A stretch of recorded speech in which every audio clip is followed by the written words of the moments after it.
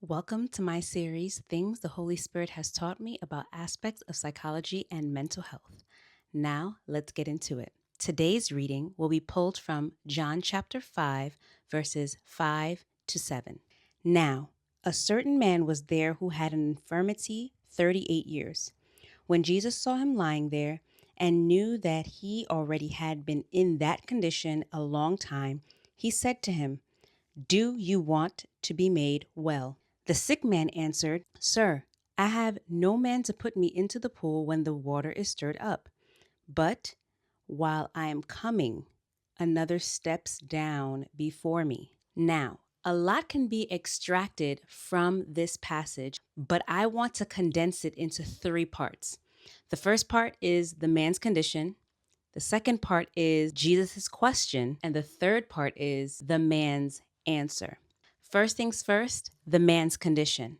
The man was experiencing an infirmity that severely impacted his life and the way he navigated life for 38 years. That is almost 4 decades on this earth and longer than I have been on this planet. When someone goes through any type of hardship or any type of situation for a very long time, it can definitely skew the way that you view life. It can skew the way that you show up in the world. It can also influence the way that you view solutions and how you even want to get out of the situation. So it can take vision, it can take your hope.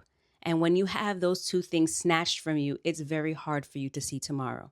Number 2, Jesus's question. Jesus asked, "Do you want to be made well?" When I was younger and I would see when Jesus asked this question, I thought that it was obvious to him and that person that obviously they want to be made well. But as I get older, and as a mental health professional, you understand that just because people complain about their situation doesn't necessarily mean they want out. So Jesus' question is assessing the man's mental state to see if his help is even wanted. Number 3, the man's response. The man says, "I have no one to put me in. Every time I want to go in, someone steps before me." That's another thing about victim mentality. It causes you to maintain your status as victim that everything is somebody else's fault. That's one thing I wanted to note. When you're in a situation for a long time, sometimes it makes you comfortable and resigning in the status that it gives you because you've been in that situation for a long time.